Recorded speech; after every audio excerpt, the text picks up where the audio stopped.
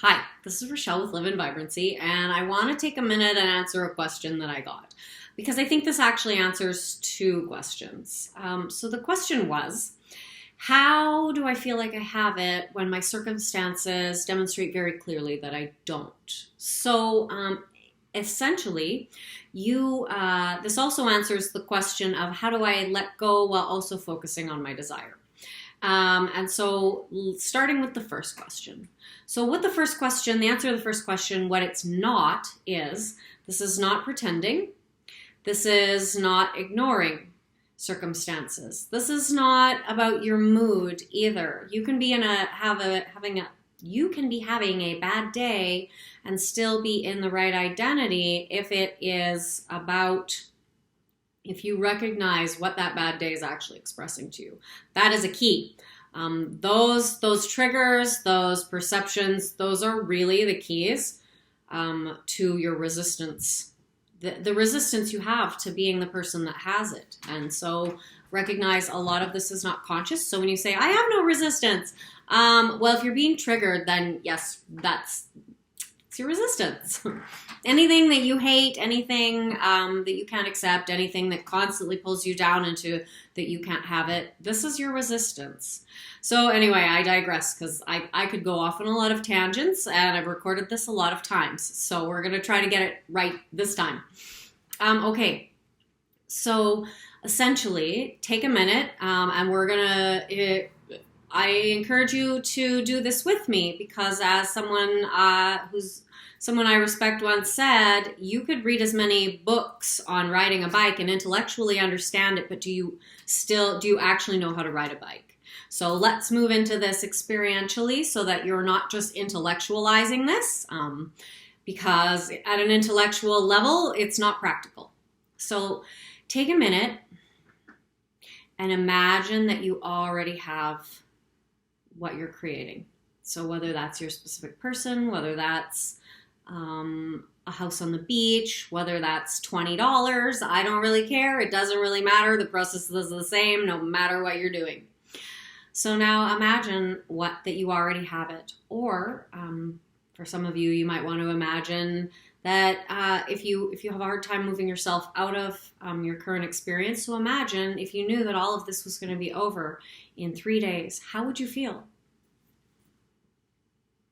So just close your eyes and move into that feeling. How does that feel? So for 99.9% of you, it's going to feel like relief. It's going to be a sense of calm.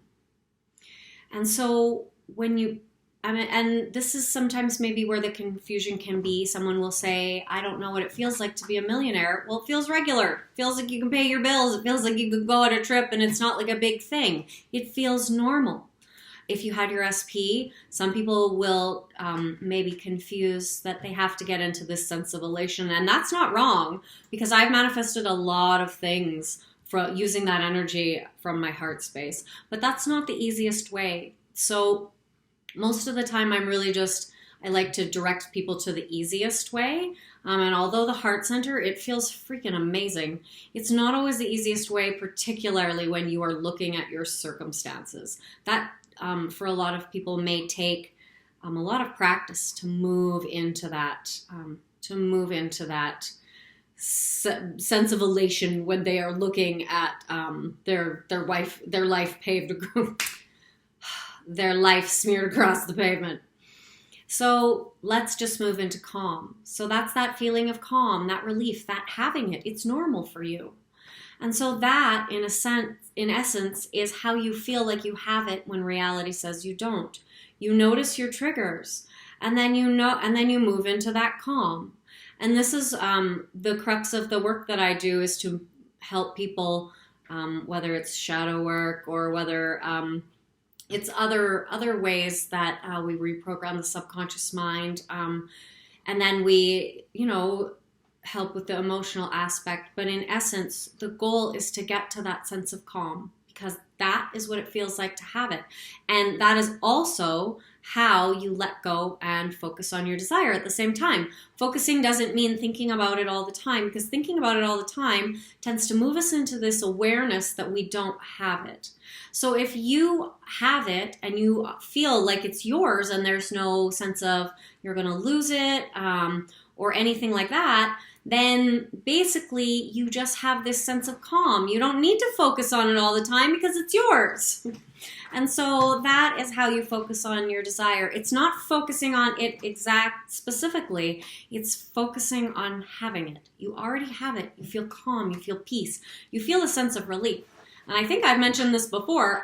This is in a lot of the text that Neville speaks of. It's this sense of relief. He doesn't say you need to, feel elation or you need to feel great love. He says in a number of his lectures, and probably also in the book Feeling is the Secret, but I don't have it all remembered, that basically relief is the predominant feeling that we have when we move into having what we want. And so I also talk about awareness in some of my videos, maybe not so much on YouTube, but I have in the group, because essentially when you move into pure awareness, that is that same feeling. Essentially, you are removed from being knitted into your experience, and that is the level at which we're said to affect the quantum field. In my experiences, that's very much the case. There is no reacting to demonstrate that I am a different identity or that I have a different experience. And so, and that's also why I talk a lot about moving into that neutral space, because that is essentially, and one could be said that when Neville goes into the silence, that is what he is doing, is that he is moving into that space of pure awareness. And so, essentially, even with removing the aspect of pure awareness from the equation, how do you feel like you have it when you don't? Because you recognize all the triggers, all the negative emotions, all the emotions that constrict your energy. And you recognize, oh, sorry, hair in my eye. You recognize when you have that and when those are happening, and you actively move yourself into that space of calm, that relief. And again, that's the crux of the work that I do, is that I give people the tools to access that, to recognize the identity that you're in. Because whenever you're being triggered, or whenever you move into that space of lack, or where your energy is constricted, you are in an identity that is limited. You are in an identity that in some way feels that you can't have it, or that is afraid you can't have it, or doubts that you can really create. For everyone that has asked me, have you seen this before? Can you just tell me, is this possible? I'm not going to answer that question, and that's exactly why. Because if you are in your creator identity, you're not asking that question. You know that it's possible for you. And so the fact that you need to be soothed into it being possible, if I were to do that, then I am confirming that you don't create. So don't ask me that. I won't answer that question. And I say that with love, even though I had a little bit of a stern voice there. But essentially, I can tell you the people that I have in the past ensured or encouraged, yes, it's possible. I'm having to do it over and over and over again, because it doesn't matter what I say to you, you have to find it in yourself. And so I will no longer answer that question, because when you are not in your creator identity, then that question is valid. That question demonstrates your identity. Okay, that was a little bit of a tangent, but hopefully that makes it clear that essentially no matter what it is that you do, and even all the techniques that we use, I don't really recommend techniques, and I'm too lazy for affirmations, to be quite honest. I just notice what identity I'm in, and that allows me to create different things constantly. And some of them, they don't always come the way I think they're going to come, because that is that surrender. I'm not surrendering to something outside of my power. I'm surrendering this limited identity, or I'm surrendering this need, because often when we have a need, we are using it to resolve a negative identity. So it's a little bit of a double-edged sword, but essentially identity is the key, because it is the top, and underneath identity, you're going to have like stories, you're going to have beliefs, then you're going to have you're going to basically have thoughts and emotions and actions. And so when you can just recognize what identity you're in, because that identity actually affects you at a physiological level, and we see this with people who have severe split personalities. One personality may have a health issue and the other personality may not, and that person will test positive or negative for that health issue depending on their identity, which goes to show you just how powerful we really, really are. And so, okay, I've rambled on a lot, and hopefully that made it clear that it has nothing to do with your circumstances. It's not pretending, it's not ignoring, it's not about your mood.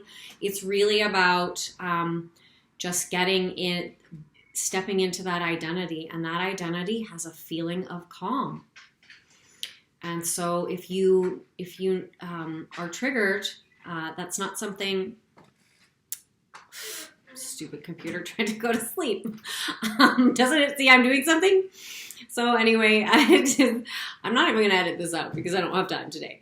And I need to start making videos a bit more consistently. So sorry guys, this is what you're getting. Bloopers and all. But it's really about stepping into that identity and recognizing how would it feel to be that person, because then that is expressing itself out into the world.